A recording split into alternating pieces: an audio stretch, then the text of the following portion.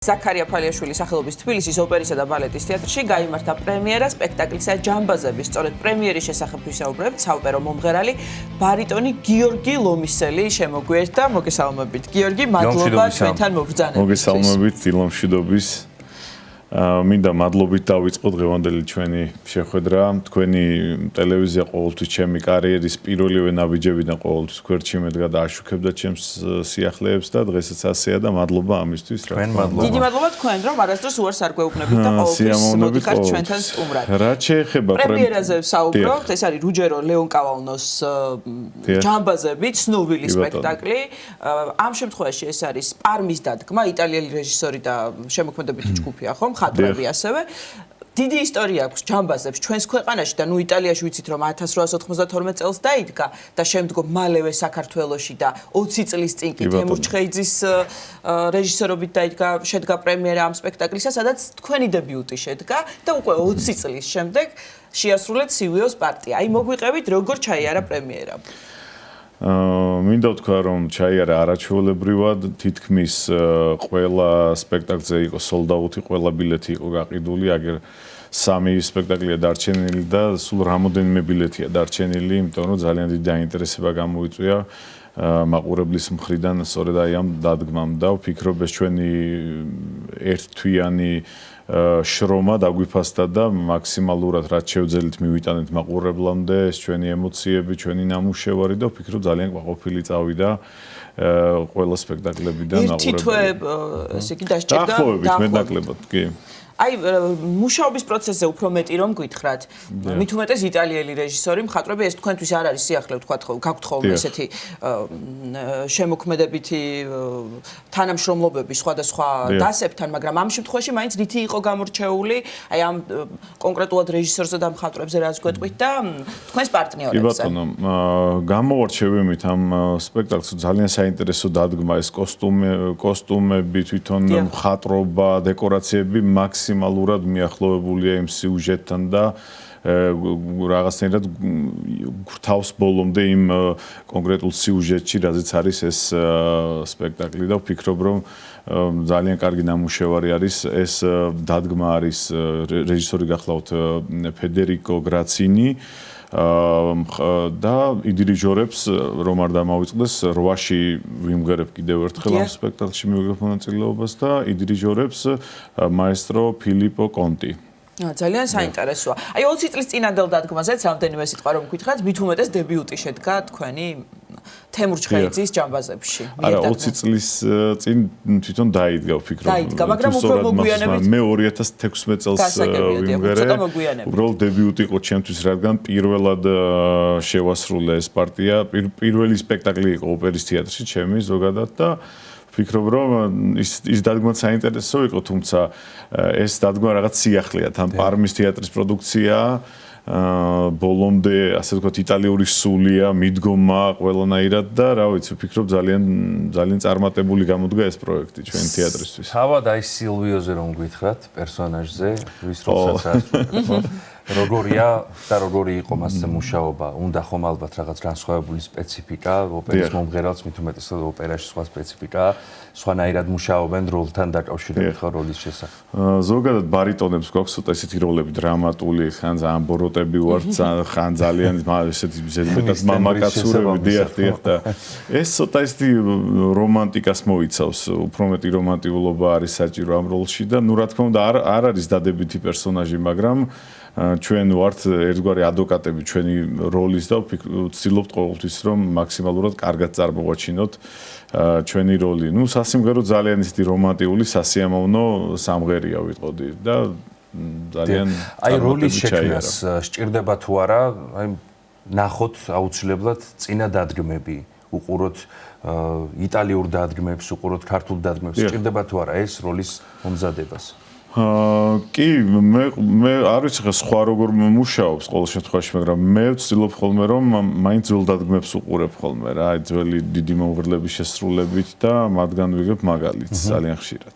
დიახ. ეს სპექტაკლი თუ გადაინაცვლებს ოპერის, ესე იგი, ევროპის ოპერის სცენებზე? მე როგორც ვფიქრობ, კი, რადგან ეს პროდუქციები, რაც ჩამოდის ევროპიდან, რჩება ჩვენთან, თუმცა მაგალითად ეხლა ოტელო რო იყო ჩვენთან თეატრში, ის წასულია რომელიღაც თეატრში, ზუსტად არ მახსოვს და ესე მოვილის მთელ მსოფლიოს, რა თქმა უნდა, კი ბატონო. როგორი იყო გამოხმაურება, აპლოდისმენტები, პრემიერის რეზონანსი? ძალიან, ერთ-ერთი გამორჩეული და დასამახსოვრებელი ჩემთვის შეიძლება ითქვას. თვაში ისევ იმღერებ და ისევ საპრემიერო ჩვენება არის და გაგრძელდება ესე იგი ეს. დიახ, რომ ცოტა თუ გვაქვს რომ შევერხები სიუჟეტურად ამ ოპერას თვითონ კომპოზიტორის დაწერილი ეს ლიბრეტოც და აქედან გამომდინარე უფრო მეტად საინტერესოა კომპოზიტორი თვითონ შეესწრო ამ ფაქტს, ამ ღალატის ფაქტს და შემდეგ აი ამ კვლელობას და იყო ერთგვარი ტრაგედია მის ცხოვრებაში და ამან განაპირობა შემდეგ უკვე რომ ეს მუსიკაც ასეთი დრამატულია და რაღაცა დიდი ტრაგიზმია ასე ვთქვათ და ორმაგად ნასიამოვნები წავიდა მაყურებელი ვფიქრობ იმიტომ რომ ძალიან ახლოს იყო თვითონ ეს დადგმაც აი ამ სიუჟეტთან რა. დიახ, თქვენ ახსენეთ რომ რაღაც სიახლეები ჰქონდა და აქვს ამ დადგმას. აი ზოგადად წლებთან ერთად, წლების სვლასთან ერთად საჭიროა თუ არა ეს სიახლეები რომ შესაბამისობაში იყოს მაყურებელთან ალბათ და დღევანდელ რეალობასთან ის დადგმა, რასაც ნახულობს მაყურებელი. ყოველ შემთხვევაში, ჩემთვის მე ყოველთვის უპირატესობას ვანიჭებ ტრადიციულ დადგმებს.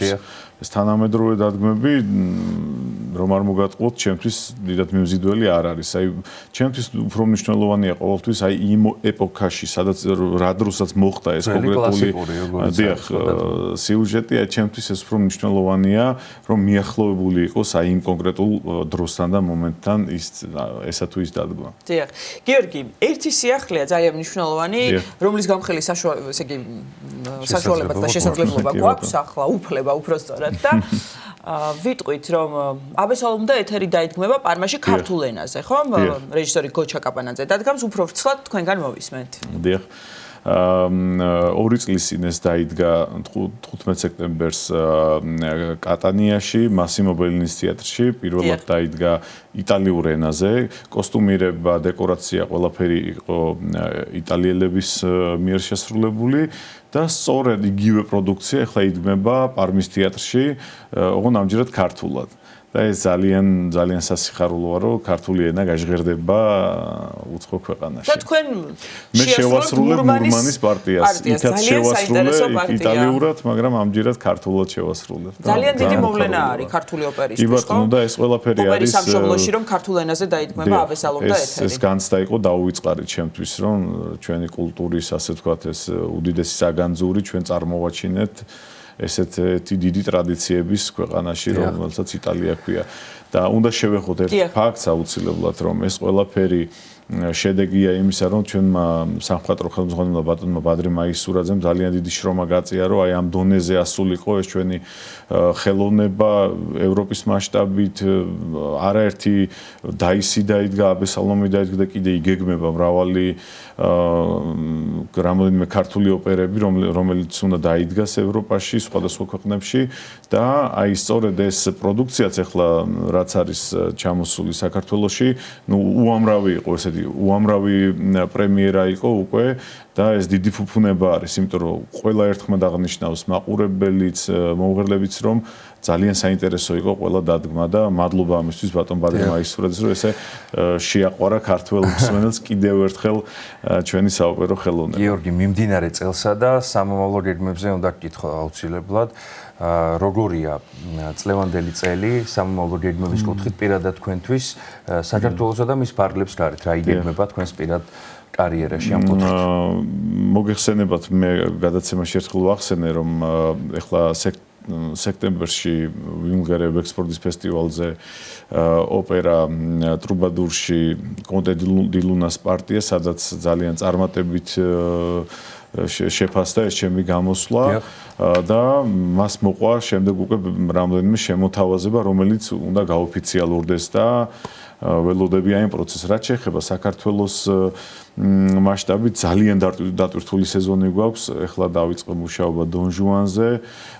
შემდეგ მაისში ვახსენეთ უკვე იქნება აბესალომ და ეთერი არმაში, კიდევ შემდეგი პრემიერები იგეგმება ზაფხულში და მოკლედ ძალიან დატვირთულია მთელი წელი. სეზონი გვაქვს და წარმატებას გისურვებთ, გიორგი. მადლობა ყურადღებისთვის. წარმატებები მინდა გისურვოთ. დიდი მადლობა მოგზაურობისთვის. საოპერო მომღერალი ბარიტონი გიორგი ლომისელი იყო ჩვენი სტუდიის სტუმარი.